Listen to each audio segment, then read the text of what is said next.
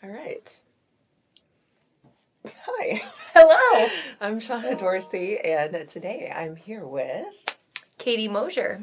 Awesome. So we're in Scottsbluff today, just visiting, and we have an event. Well, you have an event tomorrow. I'm attending, but an event this week, and we'll talk more about that in a moment. But can you tell us a little bit about yourself and what you do here at Western Nebraska Community College? Yeah, I am Katie Moser. I am the Director of Advising here at the college. This is a new title for me.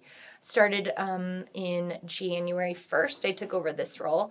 Previously, I was the Career Pathways Advisor. So when I took that position, I pretty much did all career preparation programming for the college.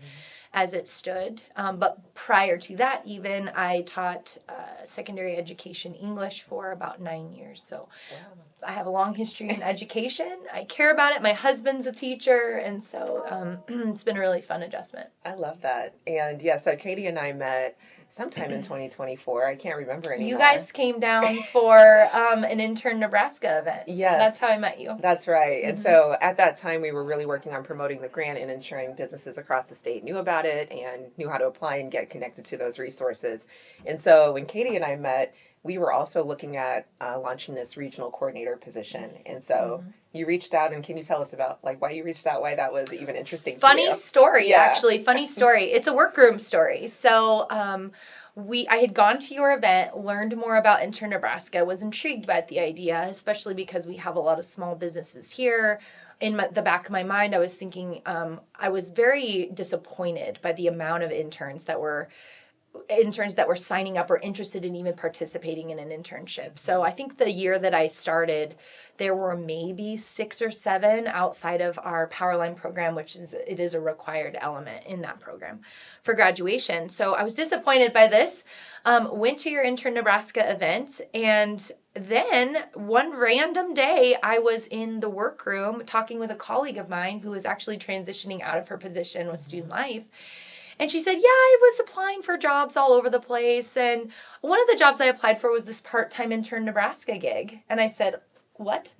And so she told me more about that. And I thought, I'm perfect for that job. What I do is so perfect. So I contacted you and got the ball rolling. And it was really a true, a perfect partnership for what we were both trying to accomplish. Totally agree. And, as I was thinking back on that time, at the time, and this is not something all of you probably care about, but it's just interesting how things evolve. And so when we were looking at it, we were like, yep, a part-time person, X number of hours, X dollars per hour, and that should work. But it's really tricky for an individual to pull off like 10 hours a week. It's just not really enough. Yeah. And so when you and I chatted and we, came to the agreement that we would propose a shared role, so like a fractional regional coordinator basically based out of the college, it made so much sense. Yeah. And to us, as we think about just expanding and growing partnerships with our college partners, it just makes sense to continue to explore that, look at career services and people that are already working with students and businesses. So yes.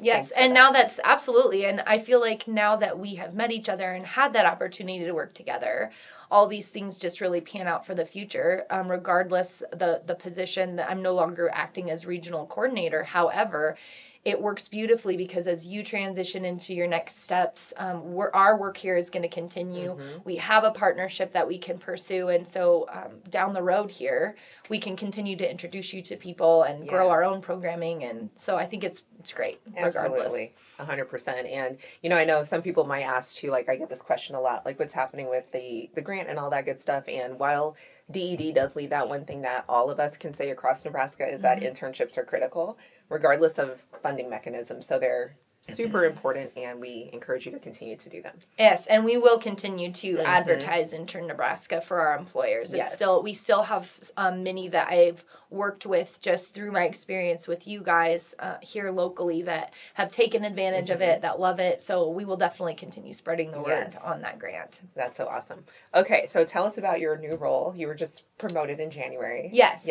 So I was promoted to the Director of Advising. My predecessor, she retired, and so I filled in for her. Lots of cool things happening. A lot of continuing with the work that I was already doing, some of the new ideas that I had planned, but really turning my focus more to supporting the other advisors that we have. We have 3 campuses here on Scottsbluff, Alliance, and Sydney. So we have advisors in each of those locations, and then we have our advisors here in our team in our office. So it's a lot of support there, acting as kind of a liaison between faculty and advising, making sure that we're clear on what's being planned and coordinated for students, making sure the student experience is smooth and enjoyable and informational. So a lot of committees, so many committees, but just collecting information on what's going on at the college and bringing that back to my team. That's a lot of the job too. Good deal. And I know that you're super passionate about student experiences and ensuring that, they're connected to career exploration opportunities. So can you talk to me about how you're, how do I want to ask this question? It's like how you here within the greater Scottsbluff community, how you're growing that internship participation from employers, and then even getting, like you said, students really excited about those experiences. I think the cool part about the transition from my role as a career pathway advisor to the directorship now is that as career pathways, I was really able to kind of ground myself as a liaison between students and community as well. So I got the opportunity to really work with a lot of employers. My experience with Intern Nebraska was a fantastic way to make new connections just across the panhandle. And so more than anything, what I like about the directorship role is beginning to grow. The student experience is vital. But we're a community college, and so much of what we do is grounded in growing our community as a whole, keeping our students here. So not only do we want students to have a really amazing experience here at WNCC from start to finish, we also want to keep them. And one of the most important ways we can do that is by helping them to get connected within the community, helping them to meet mentors and employers that are going to give them the experiences they need to feel connected, to feel important, and find purpose in our community.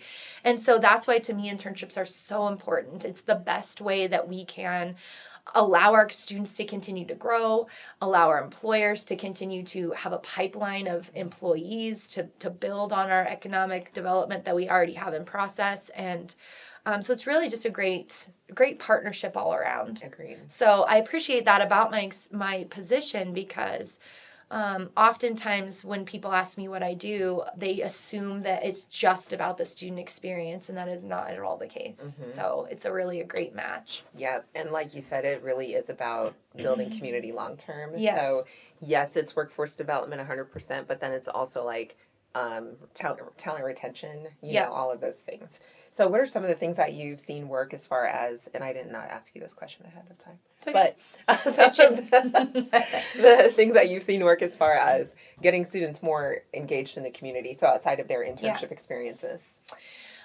So we've got a lot of new things, just irons in the flame. And again, this is where it comes back to kind of inserting myself. I'm a bit of I wouldn't call myself a pushy person, but I like to be involved. So whenever I hear something new, like the Intern Nebraska piece, I'm like, ooh, that fits. It works. I love what you're doing. How can I get involved? Help me be a part of that. Help WNCC be a part of that. Excuse me. So a couple of the new things that have been happening. We work very closely with our Scottsbluff Twin City Development, which would be our economic development group here in the city. One of the things that they've been working on a lot is the career cabs. And what they are doing is they're working with schools, high school specifically, to coordinate just an experience. One day out of the year, employers invite students in, they give them the tour, and it's a really cool day. So where do I come in? I wanted to be a part of this because the future of career cabs is internships. So we're hoping that as students start to meet employers and see what's out there, even juniors and seniors can take advantage of these experiences. And then our goal is connect them with an employer, help them get the training they need here at WNCC. So just keeping it all interconnected.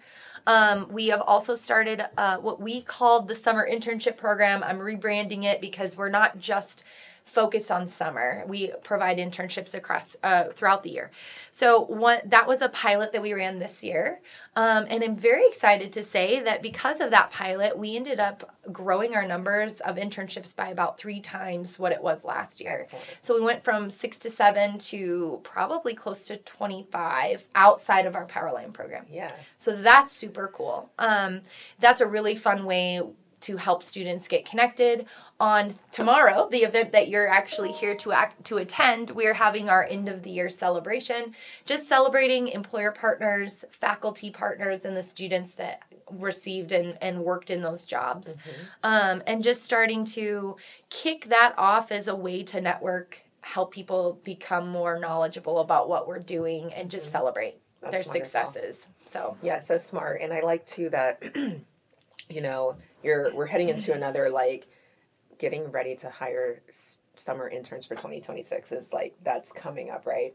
And so getting these employers excited, like, wow, look at the success we've had. How can we do more of this is such a great thing. Yes, absolutely. So can you tell me about some of the maybe challenges and opportunities with bringing employers on board? Like, what are some of the things they say when they're like, wow, I would hire an intern, but... I think that on the employer side of things, and actually I'm part of the 6 Regions 1 Nebraska core team for education for the workforce subcommittee. So actually we met yesterday and we've been reviewing the data for tough positions to hire.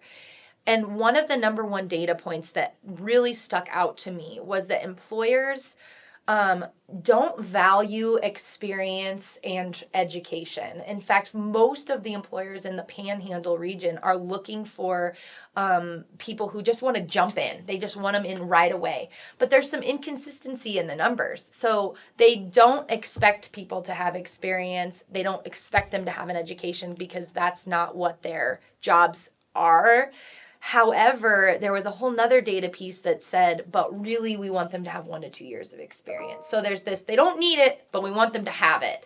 And so I think that's been the trickiest part is when you are in a community where 96% of your employers have 50 employees or less.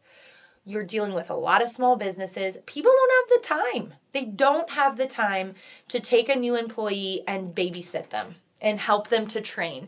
Do they need the training and the experience? No, but they could be trained on the job, but they don't have the time, the people, the energy to do it. And so that's where we're running into a problem. A lot of our employers say, I don't have the time to take on a new person. I don't have anybody that can do that. Or maybe that it's not qualifications, but a lot of our work is manual labor, which requires insurance considerations. Age is a problem for your truck driver, construction, those sorts of trades fields. There's a lot of elements there for safety reasons that they can't take. So I hear that often.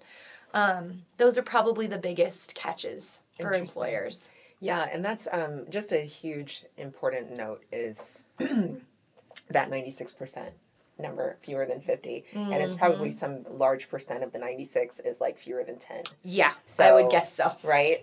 So that's super interesting. So what are some ways that you are helping employers of those smaller numbers? Oh boy, that's where we are trying to, that's the 6 Regions goal. Yeah. So it's a battle that I don't have the perfect answer to because that's tough. Obviously here at WNCC, we're trying to help them by creating trades programs and programs that are specifically for those small businesses where they can get credentials, they can get training that they would normally be able to get on the job, but they're doing it here at the college. And then hopefully they have enough skills.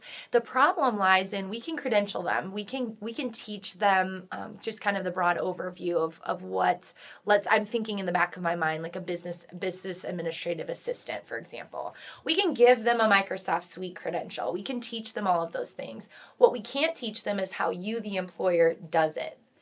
Everyone in context has their own way of doing things at their business, what fits for them. So what we're finding is that we're credentialing them, we're able to train them, but we're sending them to you as the employer with 10 and under. And you're like, great, you have a credential, but I don't have the time to help you know how I do it. And so again, we're running into this problem. So that is where Six Regions is hoping to step in and potentially drive some meeting with employers, talking about problem solving and how we fix this for them. Yeah.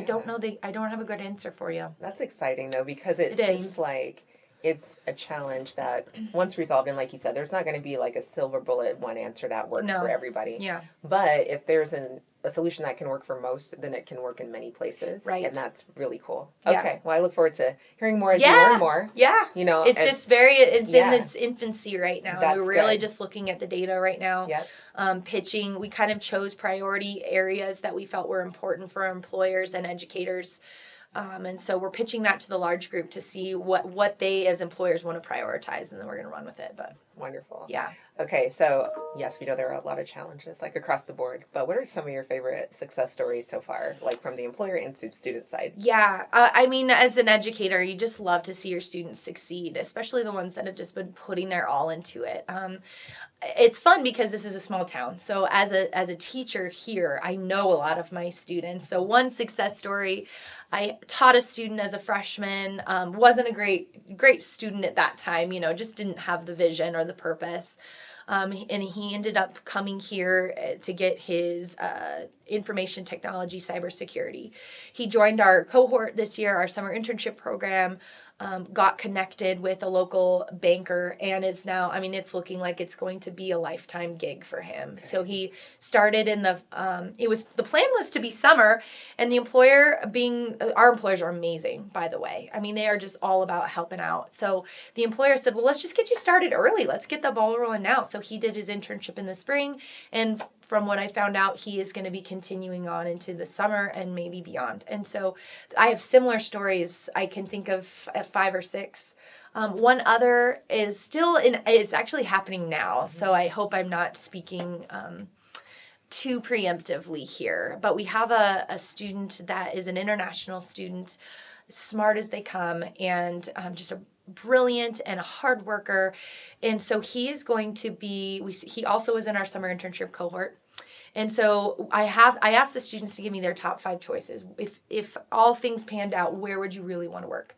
So the first 2, they had already hired their interns. The third one was in MC Cat here in Scottsbluff, or actually it's in Gearing. And so we're like, well, let's just shoot it out there and see what we can drum up.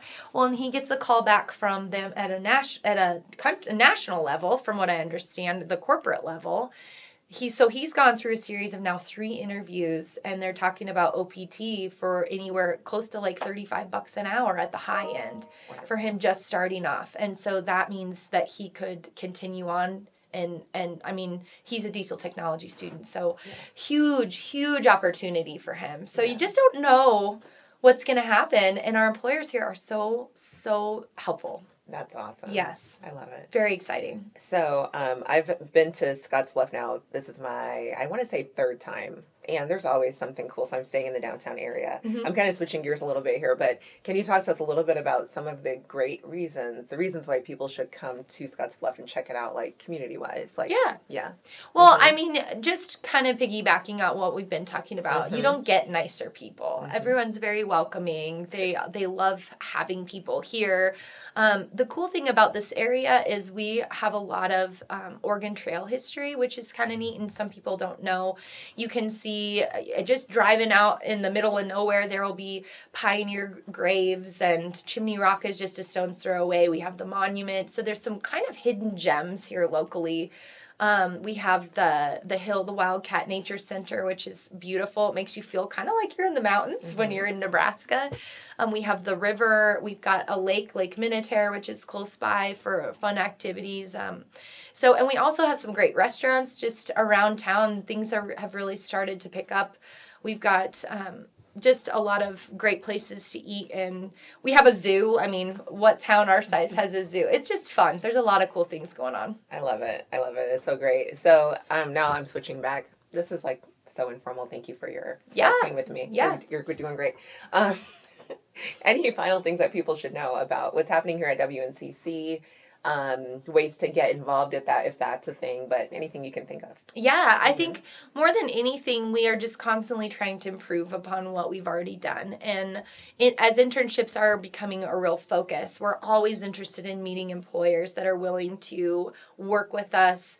I know you're located on the eastern side of the state, but a lot of those eastern corporations have presence here in the Panhandle. And so we're always looking for employers to partner with that want to get involved with our students. And one thing, that is a tricky balance is what the employers are offering and the students that we have that match. And finding that matchup is not always a perfect fit. Just depends on it, ebbs and flows. But the more solid partnerships we have, the more I have my list of employers that say, we want one of your students one time a year or each semester, just give them to us as they come. Once we have those partnerships grounded, it makes it very easy to flow our students into local employers. So yeah, that's a really important piece, is just meeting and finding out what people are doing and what they're looking for. Okay, that's wonderful. Well, can people contact you if they have questions, Absolutely. anything like that? Okay, I'll be sure to put your contact info in the post. And just one other final note I want to share is that WNCC and all colleges across Nebraska have Aksarben Scholars, which is so exciting. And I know we have a handful on STEM scholarships here, so just really looking forward to continue to grow that pipeline as well. And like you said, keep those students right here in the area. So well, I'm kind of hoping that your scholar students will take part in some of our internship cohort elements. So as we start to grow that program, I would love for them to act as liaisons and talk with students about what that experience can be, meet with employers and engage them that way. So I think there's a lot of great ways we can partner with those students as well. Definitely. So the partnership continues. Yes. We love it. Yay. Yeah, thanks for everything. And of course. Yeah, thanks for listening.